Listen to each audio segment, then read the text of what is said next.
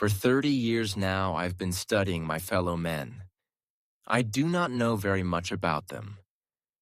I suppose it is on the face that for the most part we judge the persons we meet. We draw our conclusions from the shape of the jaw, the look in the eyes, the shape of the mouth. I shrug my shoulders when people tell me that their first impressions of a person are always right. For my own part, I find that the longer I know people, the more they puzzle me. My oldest friends are just those of whom I can say that I don't know anything about them.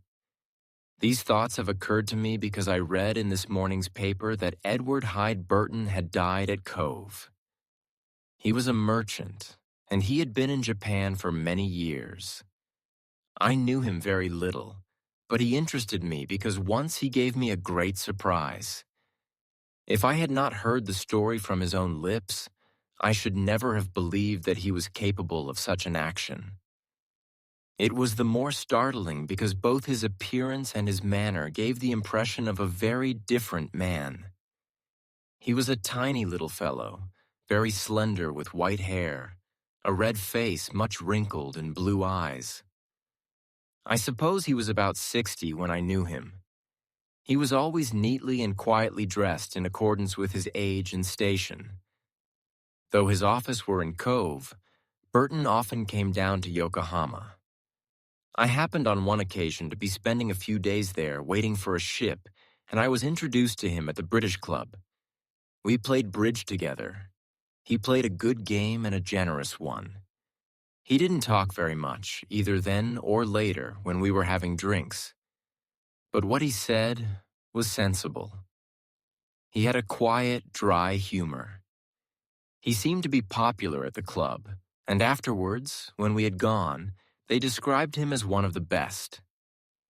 It happened that we were both staying at the Grand Hotel, and the next day he asked me to dine with him.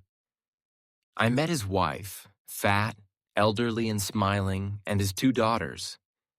It was evidently a united and loving family. I think the chief thing that struck me about Burton was his kindliness. There was something very pleasing in his mild blue eyes. His voice was gentle. You could not imagine that he could raise it in anger. His smile was kind. He was a man who attracted you because you felt in him a real love for his fellows. He had charm, but there was nothing sentimental about him. He liked his game of cards and his cocktail. He could tell a good and spicy story, and in his youth he had been something of an athlete. He was a rich man, and he had made every penny himself. I suppose one thing that made you like him was that he was so small and frail. He aroused your instincts of protection. You felt that he would not hurt a fly. One afternoon I was sitting in the lounge of the Grand Hotel. From the windows you had an excellent view of the harbor with its crowded traffic. There were great liners, merchant ships of all notions, junks and boats sailing in and out. It was a busy scene, and yet, I do not know why, restful to the spirit. Burton came into the lounge presently and caught sight of me. He seated himself in the chair next to mine. "What do you say to a little drink?" He clapped his hands for a boy and ordered 2 drinks. As the boy brought them, a man passed along the street outside and seeing me waved his hand. "Do you know Turner?" said Burton as I nodded a greeting. "I have met him at the club. I am told he is a remittance man." "Yes, I believe he is. We have a good many here. He plays bridge well. They generally do. There was a fellow here last year, a namesake of mine, who was the best bridge player I ever met. I suppose you never came across him in London? Lenny Burton, he called himself. No, I don't believe I remember the name. He was quite a remarkable player. He seemed to have an instinct about the cards. It was uncanny. I used to play with him a lot. He was in Cove for some time." Burton sipped his gin. "It's rather a funny story. he said. He wasn't a bad chap. I liked him. He was always well-dressed, and he was handsome in a way, with curly hair and pink and white cheeks. Women thought a lot of him. There was no harm in him, you know. He was only wild. Of course he drank too much. Fellows like him always do.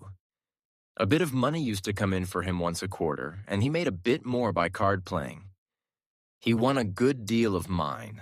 I know that. Burton gave a kindly little chuckle. I suppose that is why he came to me when he went broke. That and the fact that he was a namesake of mine. He came to see me in my office one day and asked me for a job. I was rather surprised. He told me that there was no more money coming from home, and he wanted to work. I asked him how old he was. 35, he said. And what have you been doing before? I asked him. Well, nothing very much, he said. I couldn't help laughing. I'm afraid I can't do anything for you just now, I said. Come back and see me in another 35 years, and I'll see what I can do. He didn't move. He went rather pale. He hesitated for a moment, and then he told me that he had had bad luck at cards for some time.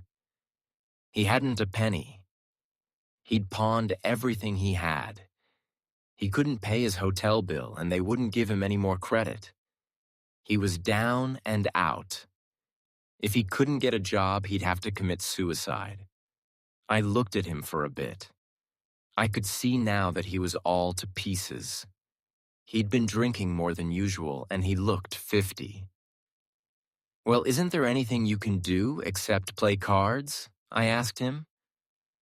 I can swim, he said. Swim? I could hardly believe my ears. It seemed such a silly answer. I swam for my university. I was a pretty good swimmer myself when I was a young man, I said. Suddenly I had an idea. Pausing in his story, Burton turned to me. Do you know Cobh? He asked. No, I said. I passed through it once, but I only spent a night there. Then you don't know the Shioya Club. When I was a young man, I swam from there round the beacon and landed at the creek of Tarumi. It's over 3 miles, and it's rather difficult on account of the currents round the beacon.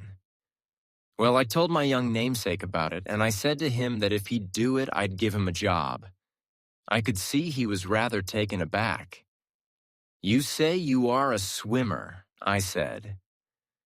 I'm not in very good condition, he answered. I didn't say anything. I shrugged my shoulders. He looked at me for a moment, and then he nodded. All right, he said. When do you want me to do it? I looked at my watch. It was just after 10. The swim shouldn't take you much over an hour and a quarter. I'll drive around to the creek at 12:30 and meet you. I'll take you back to the club to dress, and then we'll have lunch together. Done, he said. We shook hands. I wished him good luck, and he left me. I had a lot of work to do that morning, and I only just managed to get to the creek at 12:30. I waited for him there, but in vain. Did he get frightened at the last moment? I asked. No, he didn't.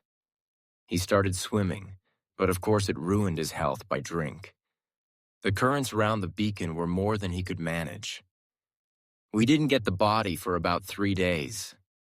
I didn't say anything for a moment or two. I was a little shocked. Then I asked Burton a question. When you offered him the job, did he know that he'd be drowned? He gave a little mild chuckle, and he looked at me with those kind blue eyes of his. He rubbed his chin with his hand. Well, I hadn't got a vacancy in my office at the moment,